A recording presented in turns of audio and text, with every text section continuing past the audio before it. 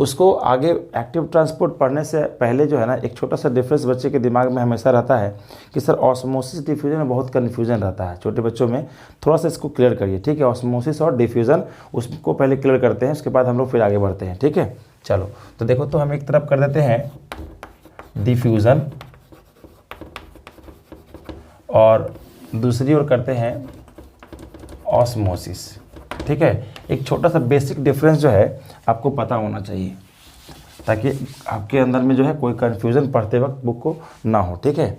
तो अगर आपसे कोई पूछे कि सर डिफ्यूज़न और ऑस्मोसिस क्या है, तो ये आपको ऑलरेडी बताया गया है कि डिफ्यूज़न और ऑस्मोसिस एक फिजिकल फेनोमेना है जिसमें पार्टिकल का क्या होता है, मूवमेंट होता है। पार्टिकल का मूवमेंट कैसे होता है सर, जहाँ पार्टिकल का मात्रा ज़्यादा है और अगर कहीं पार्टिकल का मात्रा कम है, कि हमेशा हायर कॉन्सेंट्रेशन से, हायर मात्रा से क्या पार्टिकल हमेशा कहाँ जाता है, लोअर मात्रा में। तो हम लोग बात करेंगे कि सर जब डिफ्यूज़न और ऑस्मोसिस में आप दोनों में आप एक ही चीज़ बोल रहे हैं कि पार्टिकल हमेशा हायर कॉन्सेंट्रेशन से लोअर कॉन्सेंट्रेशन में जाता है। हायर कॉन्सेंट्रेशन का मतलब होता है मात्रा, ठीक है, कि ज़्यादा मात्रा में जहाँ पार्टिकल है वहाँ से पार्टिकल वहाँ जाएगा जहाँ मात्रा क्या है, कम है। हवा का भी अगर मूवमेंट अगर देखें तो हम जानते हैं कि जहाँ हाई प्रेशर होता है वहाँ से हवा जो है उठ कर कहाँ जाता है, लो प्रेशर में। ये प्रकृति का नियम है, ठीक है। अगर और भी थोड़ा सा और एग्जाम्पल से देख करें तो हम लोग क्या करते हैं कि पानी का टंकी छत पे रखते हैं, क्यों, क्योंकि वहाँ पे पोटेंशियल उसके पास ज़्यादा होता है, पोटेंशियल एनर्जी ज़्यादा होता है और नीचे पोटेंशियल एनर्जी कम है, तो हाई पोटेंशियल से लो पोटेंशियल, मतलब सेम वही कॉन्सेप्ट है, ठीक है। यहाँ भी कि सर दोनों का दोनों एक फिजिकल प्रोसेस है जिसमें पार्टिकल मूव करता है हायर से लोअर कॉन्सेंट्रेशन में। यहाँ तक तो कोई दिक्कत नहीं, लेकिन छोटा सा डिफरेंस है जो बच्चा ध्यान न देने के चलते क्या करता है, गलती करता है। उसको ज़रा देखते हैं। अगर आपसे कोई पूछे कि डिफ्यूज़न क्या है और ऑस्मोसिस क्या है, तो दोनों में कॉमन पॉइंट है, लेकिन डिफरेंस क्या है वो देखिए।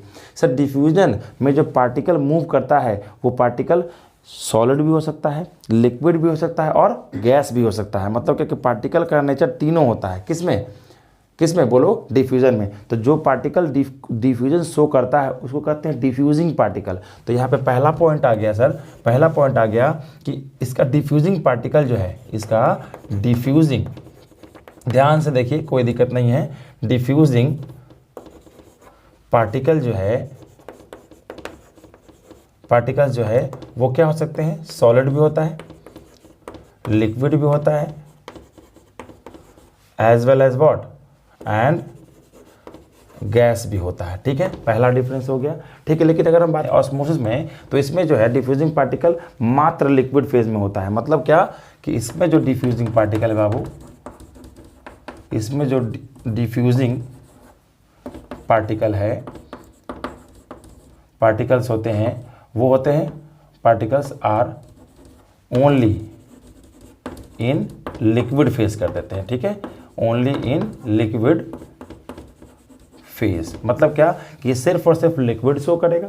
लेकिन अगर हम बात करें डिफ्यूजन का, तो डिफ्यूजन में तीनों पार्टिकल हो सकता है, सॉलिड भी डिफ्यूज करता है, लिक्विड भी डिफ्यूज करता है और गैस भी डिफ्यूज करता है। पहला डिफरेंस बिल्कुल क्लियर होगा, ठीक है सर। दूसरा डिफरेंस आपको पहले से पता होगा कि सर ऑस्मोसिस में जो पार्टिकल हाई कॉन्सेंट्रेशन से लो कॉन्सेंट्रेशन में जाता है वो किसके मदद से जाता है, सेमी परमिएबल मेम्ब्रेन की मदद से जाता है, प्लाज्मा मेम्ब्रेन की मदद से जाता है, या फिर सेलेक्टिवली परमिएबल मेम्ब्रेन के थ्रू जाता है। मतलब क्या कि वहाँ पर सिलेक्शन होता है कि कौन सा पार्टिकल का जाना अनिवार्य है और कौन सा पार्टिकल का जाना अनिवार्य नहीं है। ये बात ध्यान रखेंगे। इसका मतलब क्या कि इसमें एसपीएम का, सेमी एसपीएम शॉर्ट में बोल रहे हैं, सेमी परमेबल मेम्ब्रेन इसमें ज़रूरी होता है और इसमें कोई ज़रूरी नहीं है, ठीक है। तो दूसरा डिफरेंस हम बात करते हैं कि इसमें जो है एसपीएम इज़ नॉट रिक्वायर्ड, इसमें जो है ना एसपीएम की ज़रूरत नहीं होती है। लेकिन ये जो है ना बिना एसपीएम का होगा नहीं, एसपीएम इज़ व्हाट, रिक्वायर्ड। तो एसपीएम जब रिक्वायर्ड होगा, ठीक है, तो समझ में आ गया सर। ये बात दो डिफरेंस भी अगर आपको पता है बढ़िया से, ठीक है, डिफ्यूजन ऑस्मोसिस में, तो अभी आपके स्टैंडर्ड की चलेगा। आज हम लोग को पढ़ना है एक्टिव ट्रांसपोर्ट। देखिए जरा ध्यान से देखिएगा कि सर पैसिव ट्रांसपोर्ट हम लोग हेडिंग देते हैं क्या, एक्टिव ट्रांसपोर्ट, एक्टिव ट्रांसपोर्ट, ठीक है।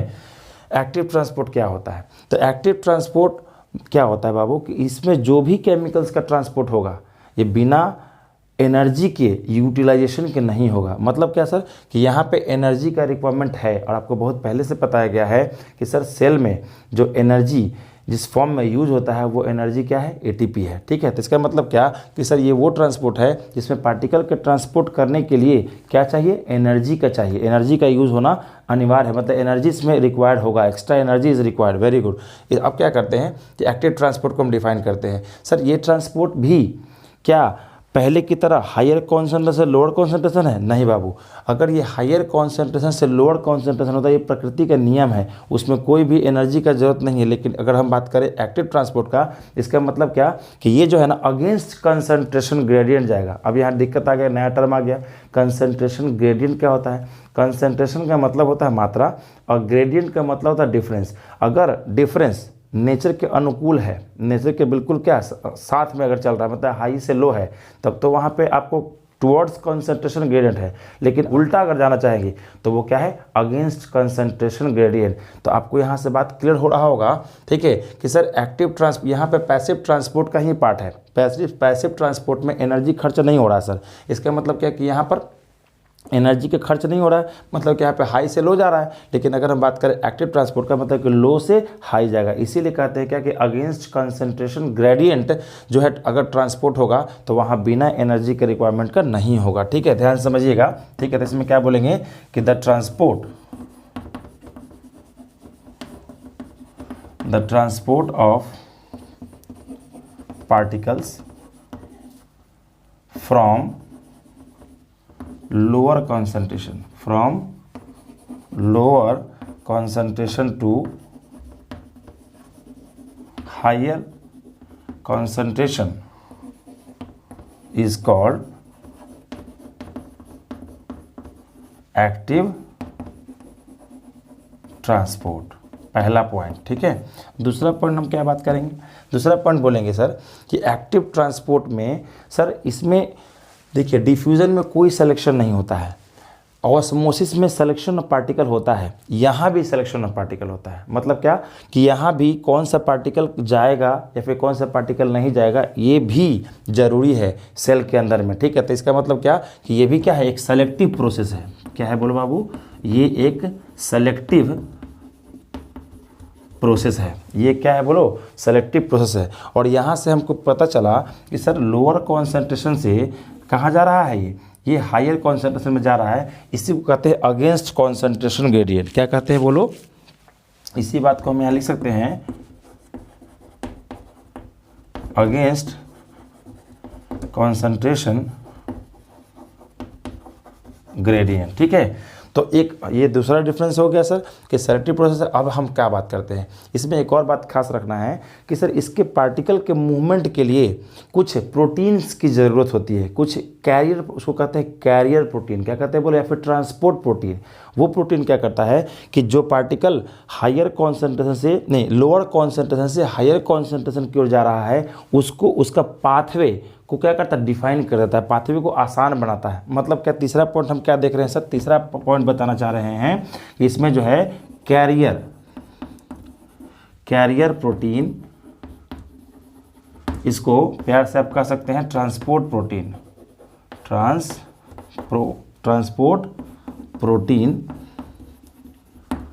इज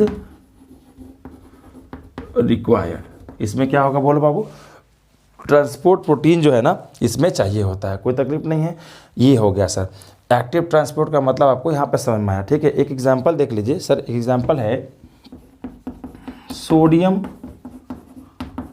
पोटेशियम ट्रांसपोर्ट, या फिर पंप कह सकते हैं आप, पंप। इसमें क्या होगा कि सेल को चाहिए होता है पोटेशियम बहुत ज़्यादा मात्रा में। क्यों? क्योंकि ये जो प्रोटीन का बनना होता है, हमारे सेल के अंदर प्रोटीन सिंथेसिस होता है। ठीक है, उस प्रक्रिया के दौरान सेल को बहुत ज़्यादा मात्रा में क्या चाहिए होता है? क्या चाहिए होता है बोलिए? पोटेशियम प्लस चाहिए होता है। ठीक है, जब पोटेशियम प्लस आएगा अंदर की ओर, और ये क्या सोडियम का बाहर जाना, ठीक है, ये जो है इसमें एनर्जी खर्च होता है। इसमें क्या होता है? एटीपी जो है ना इज़ रिक्वायर्ड लिख देते हैं। ठीक है, इज़ रिक्वायर्ड।